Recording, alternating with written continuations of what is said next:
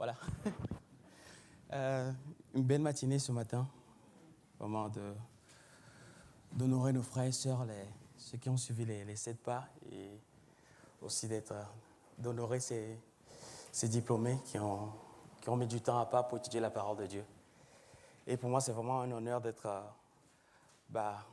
partager ce matin. Que Pasteur Georges, Pasteur Yohan m'a demandé de partager. En tout cas, merci beaucoup. Et comme c'est une matinée d'honneur, je veux aussi profiter pour honorer ma femme, ma précieuse épouse qui me supporte depuis 13 ans maintenant. Donc, du coup, en tout cas, merci pour elle. Elle a le diplôme de la meilleure femme. Donc, on va juste voir la parole de Dieu et voir ce que la Bible a à nous communiquer ce matin. Père éternel, nous te bénissons pour cette belle matinée, pour ce qu'on a déjà vécu, Jésus, pour toutes les belles choses que tu nous permets de voir et de vivre avec toi, Seigneur, pour ces frères et sœurs qui ont choisi de te connaître. Merci de faire du bien à chacun d'eux. Bénis la prédication de ta parole ce matin et fais-nous du bien. En ton nom précieux, nous avons prié. Amen. Amen. Tournez avec moi dans Jérémie chapitre 22, verset 29. Jérémie, le prophète Jérémie, chapitre 22, au verset 29, nous lisons « Terre, terre, terre, écoute la parole de l'Éternel. Terre, terre, terre, écoute la parole de l'Éternel. » Dieu a l'habitude d'appeler les gens 2 fois, de répéter 2 fois. Moïse, Moïse, Samuel, Samuel. Mais dans ce passage, Dieu prend le soin de répéter 3 fois. Terre, terre, terre. Et qu'est-ce qu'il nous demande? Écoutez la parole de Dieu. Écoutez la parole de Dieu. Et ce matin, j'aimerais juste qu'on voit ensemble notre Dieu, le souci qu'a notre Dieu de faire connaître sa parole. Le souci de Dieu de faire connaître sa parole. Et on va voir un peu, on va survoler un peu l'histoire de l'Église et voir comment à chaque moment Dieu a voulu que sa parole soit accessible aux hommes. Parce que son cri, c'est terre, terre, terre, écoutez la parole de Dieu. Il a voulu en tout temps dans l'histoire de l'humanité de faire en sorte que la parole soit accessible, de faire en sorte que cette parole soit comprise pour tous ceux qui ont le désir de la comprendre. Parce que son cri de cœur, c'est terre, terre, terre, écoutez la parole de Dieu. Un Dieu qui a le souci de faire connaître sa parole. Nous allons commencer avec l'histoire du peuple d'Israël. C'est le peuple d'Israël était amené esclaves, prisonniers à Babylone. Et ils ont passé 70 ans à Babylone. Et pendant ces années qu'ils ont passées là-bas, ils ont commencé un peu à perdre un peu l'hébreu, puisqu'ils parlaient araméen. Et les anciens qui étaient avec eux, puisqu'il n'y avait même plus de temple, puisque le temple était détruit, qu'est-ce qu'ils ont eu à cœur de faire? De commencer ce qu'on appelle des synagogues. C'est des maisons où les gens se retrouvaient et la parole de Dieu était expliquée. Donc il y avait plein de synagogues et à partir de là, a commencé des synagogues qui étaient implantées un peu dans le monde à l'époque pour que des gens puissent venir, les juifs et les non-juifs, appelés à l'époque les craignants Dieu, puissent rentrer et entendre la parole de Dieu être prêchée. Et ce qui est extraordinaire, c'est que les synagogues étaient finalement un des fondements que Dieu a posés pour l'expansion de l'Église quand l'Église a commencé. Parce que lorsque l'apôtre Paul allait voyager, sa tradition était d'abord de rentrer dans les synagogues et de prêcher l'Évangile. C'est-à-dire Dieu, dans son souci de faire connaître la parole de Dieu, a permis que pendant que son peuple était esclave sur une terre étrangère, qu'il commence des synagogues. Parce que Dieu a le souci de faire connaître sa parole. Parce que Dieu a le souci de faire comprendre sa parole. On va encore un peu plus loin. Alexandre le Grand, un peu d'histoire ce matin.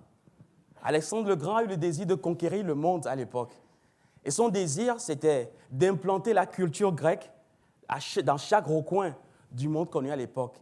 Et il a réussi, puisque après son passage, le monde à l'époque parlait le grec. Le grec était la langue parlée à l'époque. Et il a divisé son royaume en plusieurs parties, et des généraux ont pris différents partis. Et un de ces généraux appelé Ptolémée IV, a eu le désir, il était à Alexandrie, il a eu le désir, il avait une grande bibliothèque, et il a eu le désir d'ajouter la Bible à sa bibliothèque. Sauf que la Bible était en hébreu, l'Ancien Testament à l'époque était en hébreu. Donc qu'est-ce qu'il a fait? Il a fait venir à Alexandrie 70 savants, des Juifs, et leur a demandé de traduire la Bible en grec. Et ces Juifs se sont mis au travail, ils ont traduit l'Ancien Testament en grec, et cette traduction a pris le nom de la Septante. Et notez bien, lorsque l'Église a commencé, quelle était la Bible que les apôtres utilisaient? La Septante. Dieu a le souci de faire connaître sa parole. Et il a utilisé un païen, il a utilisé un envahisseur pour que sa parole puisse être accessible. Et lorsque l'Église a commencé, lorsque les apôtres allaient et qu'ils écrivaient les lettres, ils citaient les passages de la Septante. Parce que nous avons un Dieu qui a le souci de faire connaître et de faire comprendre sa parole. De faire comprendre sa parole. Et c'était la Bible qu'ils avaient à l'époque. Chose extraordinaire, lorsque ces savants ont traduit l'Ancien Testament en grec, ils ne l'ont pas traduit dans le grec classique qui était réservé aux élites. Ils l'ont traduit dans le grec populaire qu'on appelait le koiné. Donc, ce qui veut dire que la Bible était accessible à chaque personne. Chaque personne qui parlait le grec, même s'il n'a pas fait de grandes études, il pouvait prendre la Bible et la lire. Parce que Dieu a le souci de faire connaître sa parole. Il a utilisé un païen, un envahisseur, pour que sa parole soit accessible. Pour que sa parole soit accessible. Ensuite, on continue. Il y a eu des périodes de persécution sous Dioclétien. 10 années, l'Église a été persécutée. 10 années, l'Église a souffert. Et tout ceci, je ne sais pas si vous connaissez, mais on connaît cette phrase de Tertullien qui disait « Le sang des martyrs est la semence de l'Église ». Voulant dire par là, plus on nous persécute, plus l'Église grandit. Et je sais qu'en Europe, il y avait un roi qui avait voulu lancer une persécution contre l'Église. Et un de ces sages l'a appelé en disant « Sire, l'Église est une enclume sur laquelle plusieurs marteaux se sont usés. » C'est une enclume sur laquelle plusieurs marteaux se sont usés. Parce que derrière ce livre se trouve Dieu. Ce n'est pas juste un livre qui a de grandes valeurs. Ce n'est pas juste un livre qu'on peut considérer comme étant les textes fondateurs, comme ici en France. C'est plus que cela. C'est parole de Dieu. Et Dieu a voulu nous montrer que c'est sa parole, en montrant dans l'histoire comment il a veillé pour que ce livre soit toujours accessible. Donc on a Constantin qui a fait de l'Église un système politique, parce que c'est sous lui que l'Église est devenue Église d'État, où l'Église était utilisée comme un moyen politique. Mais malgré tout, il a quand même demandé à des gens, je crois qu'il en a payé 50, pour traduire la Bible. Donc, dans son désir de faire de l'Église un système politique, il a quand même continué de répandre la traduction de la Bible. Et là, la Bible, comme le christianisme est devenu politique, la Bible n'était pas toujours accessible à tout le monde. Et là, qu'est-ce que Dieu va faire? Qu'est-ce que notre Dieu qui veille sur sa parole va faire? Il va utiliser 2 évêques, l'évêque Damas et Jérôme. Les 2 avaient le souci, avaient le désir d'être le premier évêque de France. Et Damas, dans sa stratégie d'être élu premier évêque de France, a demandé à Jérôme, vu qu'il était assez cultivé, dit « Jérôme, est-ce que tu n'as pas à cœur de traduire la Bible en latin ?» Et Jérôme a accepté le projet. Il est parti à Jérusalem, il a étudié l'hébreu, il est revenu, et qu'est-ce qu'il a fait? Il a traduit la Bible en latin, version qu'on appelle la Vulgate. Et pendant 1000 années, la Vulgate était la version que l'Église a utilisée, car nous avons un Dieu qui a le souci de faire connaître sa parole. Nous avons un Dieu qui a le souci de faire connaître sa parole. Et notons qu'à l'époque, petit à petit, le latin devenait la langue principale et le grec se perdait. Et la Vulgate était en latin, afin que les hommes à l'époque puissent lire la parole de Dieu. Parce que nous avons un Dieu qui a le souci de faire connaître sa parole. Il a le souci de faire connaître sa parole. Mais malheureusement, le diable est là, les hommes sont là. Et qu'est-ce qui va se passer? Les ecclésiastiques à l'époque vont cadenasser la Bible et empêcher monsieur tout le monde d'avoir accès à la Bible. C'était juste rester au milieu des prêtres. Parce que la Bible, disait-il, était un livre dangereux. Donc il ne faut surtout pas que les gens le touchent. Mais la vraie raison, c'est que ces hommes ont commencé à ajouter des traditions à la parole de Dieu.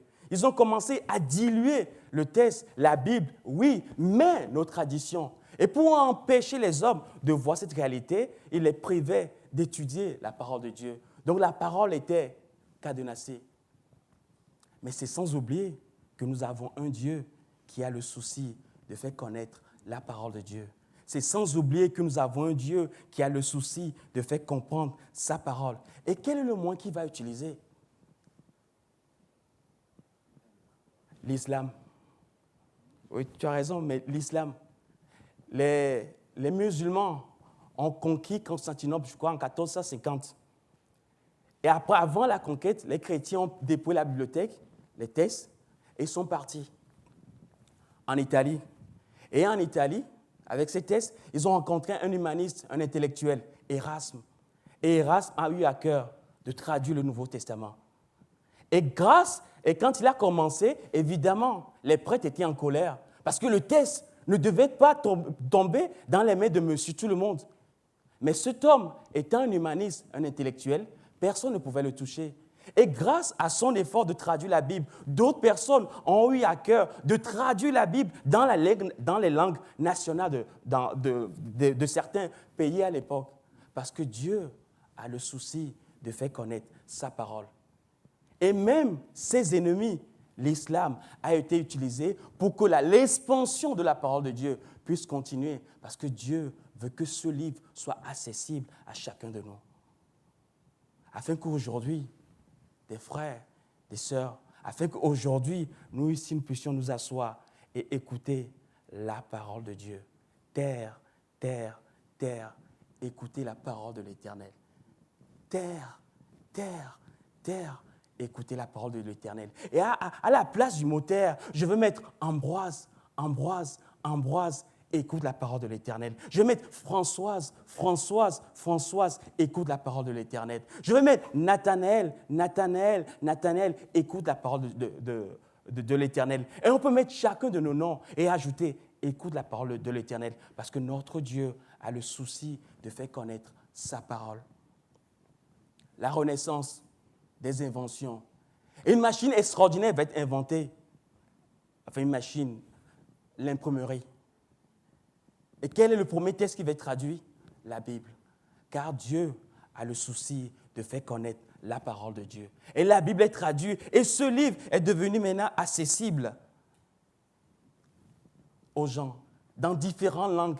Et cette traduction, mes amis, était un des fondements pour la réforme. Parce que la réforme, quand elle est arrivée, quel était le cri de ces hommes et de ces femmes qui ont redécouvert la parole de Dieu? Sola scriptura, ce qui veut dire l'écriture seule. Ils ont découvert que ce livre, pendant des années, les prêtres ont voulu le cadenasser. Mais Dieu veille, car son souci, c'est que sa parole soit connue. Sola scriptura, l'écriture seule. L'écriture seule. L'écriture seule. Est-ce qu'on n'a pas besoin d'autre chose? Non, l'écriture seule. Parce que le cri de Dieu, c'est terre, terre, terre. Écoute la parole de l'Éternel. Terre, terre, terre. Écoute la parole de l'Éternel. Waouh! Dieu est le maître de l'histoire. Et il a veillé pour que sa parole nous soit accessible. Pour que sa parole nous soit accessible. Et aujourd'hui, qu'est-ce qui se passe? 2 Timothée, chapitre 3, verset 5. 2 Timothée, chapitre 3, verset 5. Dans le chapitre 3 du livre de Timothée, l'apôtre Paul nous décrit les derniers temps. Il disait, dans les derniers jours, il y aura des temps difficiles. Les temps de la fin, les temps qui vont précéder la venue de Christ seront des moments difficiles. Et une des caractéristiques de ces temps-là se trouve au verset 5, où il dit « Les hommes auront l'apparence de la piété, mais renieront ce qui en fait la force. » L'apparence de la piété, mais renie ce qui en fait la force. Juste l'apparence, tout beau, ce matin, bien cravaté, chemise blanche, derrière un pupitre. Mais est-ce qu'il y a ce qui fait la force de la piété derrière? Et la question que je me suis posée, qu'est-ce qui fait la force de la piété? Qu'est-ce qui fait la force de la piété? Le temps dans lequel nous vivons, c'est un temps qui va être caractérisé par des gens qui auront l'apparence, mais qui n'auront pas le fond. Dans Romains chapitre 1, verset 16, Paul dit, Romains 1, verset 16, « Car je n'ai pas honte de l'Évangile. Je n'ai pas honte de l'Évangile. C'est une puissance de Dieu pour le salut de quiconque croit. » Qu'est-ce qui est la puissance de Dieu pour le salut de quiconque croit? C'est l'Évangile. L'Évangile est la puissance de Dieu pour le salut de quiconque croit. 1 Corinthiens, chapitre 1, verset 18. 1 Corinthiens, chapitre 1, verset 18. « Car la prédication de la croix est une folie pour ceux qui périssent, mais pour nous qui sommes sauvés, elle est une puissance de Dieu. » Donc, dans ces deux passages, qu'est-ce qui est la puissance? L'évangile ou la prédication de la foi. Et Paul dit, dans le dernier temps, les gens auront la piété, mais renieront ce qui en fait la force. Qu'est-ce que cela veut dire? Cela veut dire, mes amis, que nous vivons, suivez s'il vous plaît, cela veut dire, mes amis, que nous vivons dans un temps où, bien que la parole est accessible aujourd'hui, des hommes font tout pour enlever l'autorité qu'a cette parole. Aujourd'hui, qu'est-ce que nous entendons? Oui, la Bible, c'est un bon livre. Mais est-ce qu'elle a autorité sur ma vie? Est-ce que c'est elle qui détermine les choix que je dois faire? Est-ce que c'est elle qui dirige ma vie? Si la Bible ne détermine pas les choix que je vais faire, elle est cadenassée, bien qu'accessible. Et aujourd'hui, la stratégie du diable, c'est de nous faire croire que la Bible n'a plus autorité. Et on a des gens qui étudient la théologie pendant des années, des docteurs en théologie, qui ont étudié la Bible et qui se livrent et te disent « Non, finalement, la Bible n'est pas inspirée. C'est un livre qui comporte de bonnes valeurs. Il y a des valeurs intéressantes dedans, mais on ne doit pas prendre tout ce qui est dit à la lettre. Elle n'est pas accessible. Or, nous avons un Dieu qui veille, qui a le souci de faire connaître sa parole.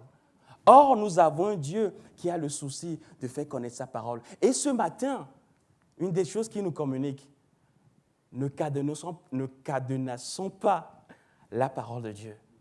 Acceptons son autorité sur nos vies. Ça veut dire quoi? Elle a parlé et c'est suffisant. Elle a parlé et c'est suffisant. Dans Luc chapitre 4, après le baptême de Jésus, suivez, je ne vais pas faire long, après le baptême de Jésus, il est rentré dans la synagogue et on lui a remis le rouleau du prophète Ésaïe. Il a ouvert le rouleau, il a lu. Et après l'avoir lu, il a refermé le rouleau, il a donné au serviteur et il s'est assis. Je répète, il a ouvert le rouleau, il a lu, il a refermé, et a remis le rouleau au serviteur et s'est assis. Et c'est cette même attitude que nous devons adopter, c'est-à-dire Dieu parle et c'est suffisant. Dieu parle et c'est suffisant. Il n'y a pas de 8 mains. Parce que quand on ajoute un 8 mains, le 8 mains, ce sont des cadenas qu'on met à ce livre. Or, Dieu a le souci de faire connaître sa parole. Dieu a le souci de faire connaître sa parole. Et Pasteur Yohan l'a rappelé. Qu'est-ce que cette parole veut faire dans nos vies? Qu'est-ce qu'on y découvre lorsqu'on l'ouvre? Oh, que d'amour. Oh, que de paix. Oh, que de grâce. Nous sommes dans un monde où les gens les plus riches peuvent tout acheter. Mais dites-moi qui peut acheter la paix? Dites-moi qui peut acheter le repos? Dites-moi qui peut acheter la tranquillité? Plus tu as d'argent, plus tu as des soucis. Parce qu'il faut trouver une solution pour qu'on ne te pique pas ton argent. Il est où la paix? Mais Dieu dit, venez à moi, vous tous qui êtes fatigués, et je vous donnerai du repos. Dieu a le souci de nous faire connaître la parole. Et ce livre a autorité. Dans le psaume 19, versets 7 à 9, psaume 19, versets 7 à 9, l'auteur décrit l'œuvre de la parole de Dieu. Écoutez, il dit « La loi de l'Éternel est parfaite, elle restaure l'âme. Le témoignage de l'Éternel est véritable, Il rend sage l'ignorant. Les ordonnances de l'Éternel sont droites, elles réjouissent le cœur. Les commandements de l'Éternel sont purs, ils éclairent les yeux. La crainte de l'Éternel est pure, elle subsiste à toujours. Les jugements de l'Éternel sont vrais, elles sont tous justes. Tous justes. Et vous allez remarquer avec moi que dans ce passage, les synonymes que le psalmiste utilise pour décrire la parole de Dieu sont tous des mots qui ont une notion d'autorité. Ordonnance, jugement, loi, témoignage, commandement. Parce que la Bible a autorité. Et le désir de Dieu, c'est que nous puissions laisser ce livre avoir autorité dans nos vies et sur nos cœurs. On a trouvé dans une Bible en Angleterre, on ne connaissait pas le propriétaire de la Bible, un texte, une citation que je vais lire, et je crois que je vais conclure avec ça. L'auteur de la Bible a écrit ceci: de tous les livres jamais écrits par l'homme, la Bible est le plus grand. L'étudier avec assiduité, voilà le plus digne de toutes les ambitions. Comprendre clairement ce que le Seigneur désire nous dire à travers ces pages constitue l'aspect le plus noble et le plus élevé de mes objectifs. Le fait d'appliquer les vérités de la parole de Dieu à mon cœur, mon âme et mon esprit, selon la compréhension que m'en donne le Saint-Esprit, et d'obéir à cette révélation, constitue mon ultime intention et mon devoir. Et je vais terminer avec ceci. Si Dieu a le souci de faire connaître la parole de Dieu, est-ce que l'étudier avec assiduité ne devrait-elle pas être notre ambition? Si Dieu a le souci de faire connaître la parole de Dieu, la comprendre ne devait-il pas être, j'ai de la peine quand je vais vite, notre objectif? Et si Dieu a le souci de faire connaître la parole de Dieu, l'application de la parole de Dieu ne devait-elle pas être notre devoir? Mes amis, Dieu a le souci de faire connaître la parole. Et son cri ce matin, c'est taire, taire, taire, écoutez la parole de l'Éternel. Taire, taire, taire, écoutez la parole de l'Éternel. Père, merci de bénir la suite de cette journée et bénir nos diplômés. Amen. Que Dieu vous bénisse.